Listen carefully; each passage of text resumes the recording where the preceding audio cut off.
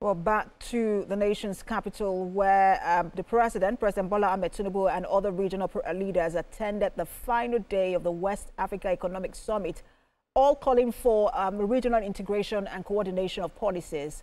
Now, for more on the West Africa Economic Summit, I'm joined by senior economist, SPM professionals, Paul Alaji. He joins me virtually. Good to have you join us. Yeah, thank you so very much for having me. So I want to take this particular statement from the president. I just want to quote him. He said, quote, intra-regional trade remains under 10%. The low trade is not due to a failure of will, but coordination failure.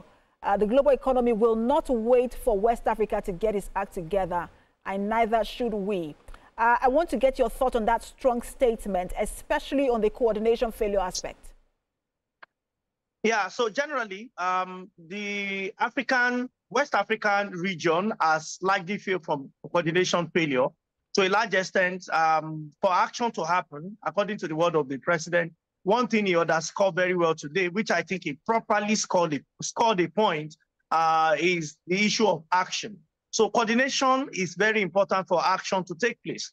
Without economic coordination, honestly, everybody will go about their own way doing their things, and eventually everybody will lose. I am hopeful that with the statement made today, beyond the statement, like he also said, we're going to start seeing action by West African cooperating. Already, the GDP of West Africa, Nigeria has more than half of that GDP. In spite of economic crisis that Nigeria has witnessed, it still stands quite strong compared to other West African countries.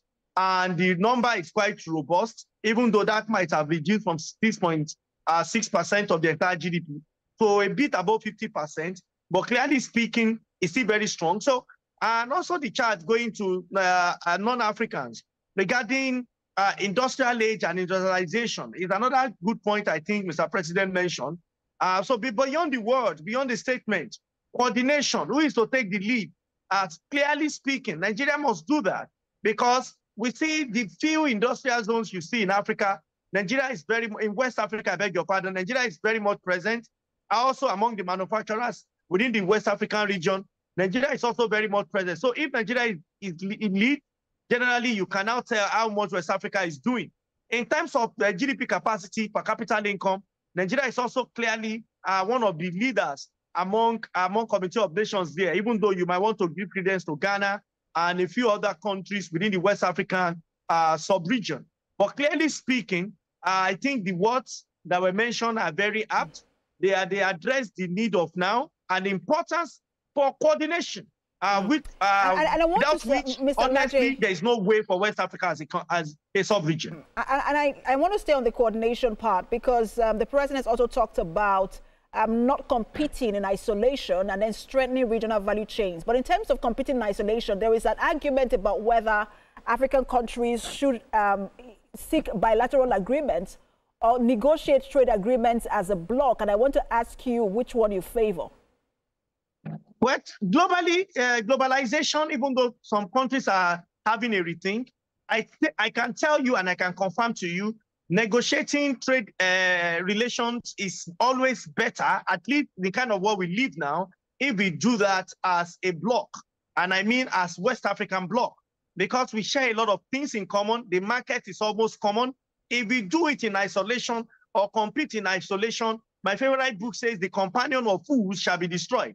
That said, if you also do it in isolation, it becomes a window for penetration into already stifling West African economy, which of course we may have our backs on the ground. So apart from competition, apart from coordination and competition, what I think should be stressed is our ability and intention to come together as a people within the West African sub-region and make the region better and speak also with one voice. And I also think what President did not mention is the issue of single currency, which I think that you already started touching, or any other currency coming from Nigeria must be put forward. I'm happy for his boldness, Mr. Alaji, just the way a minute. He came out playing before leaders.